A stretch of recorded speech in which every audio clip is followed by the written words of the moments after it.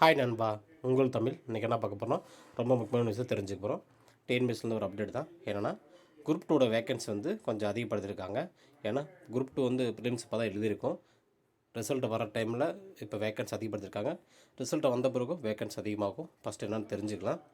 Group 2 2ஏவில் 1270 காலிப்படங்கள் அதிகரிப்பு. ஓகேங்களா? 1270 இல்லை. ஓகேங்களா? எவ்வளோ போஸ்டிங் இன்க்ரீஸ் பண்ணியிருக்காங்கன்னா 625. ஓகேங்களா?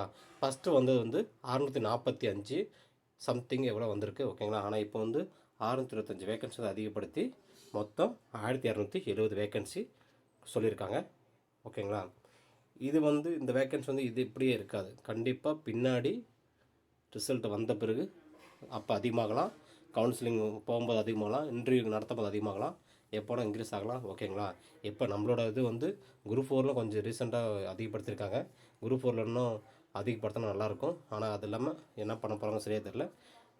நெக்ஸ்ட் மந்த்து டிசம்பர் மந்த் வந்து அடுத்த வருஷத்துக்கு ஆனுவல் பிளான் வந்து விட போகிறாங்க. அதில் வந்து என்னென்ன எக்ஸாம் வரப்போகுது தெரியல. அது வந்த பிறகு நம்ம பார்த்துக்கலாம். குரூப் 2வில் இந்த வேக்கன்சி அதிகப்படுத்தினது வந்து எல்லாருக்கும் ஒரு ஹாப்பியாக நியூஸ் தான். கண்டிப்பாக எல்லாரும் நல்லதாக நடக்கும். இந்த குரூப் 2 ப்ரிலிம்ஸ் ரிசல்ட் வந்து சீக்கிரமாக எதிர்பார்க்கலாம். ஓகேங்களா? இந்த வீடியோ புதுசாக லைக் பண்ணுங்கள், சப்ஸ்கிரைப் பண்ணுங்கள், எல்லோரும் ஷேர் பண்ணுங்கள். பாய் அன்பா, உங்கள் தமிழ்.